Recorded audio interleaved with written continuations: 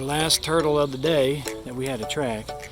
And I was like, look, he's about to jump off a log. Nope, he is on another turtle. So that's a female below him, and they are working on creating the next generation of eastern box turtles here. And it's interesting because we found these in these pine habitats here, and other papers, other studies have shown they don't really like the pine that much, but they prefer this pine. They're in here more often than other areas, so that's pretty cool.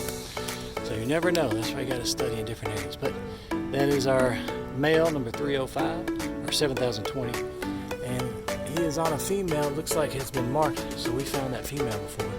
So that's cool. Look how bright colored his head is. He's just a beautiful male.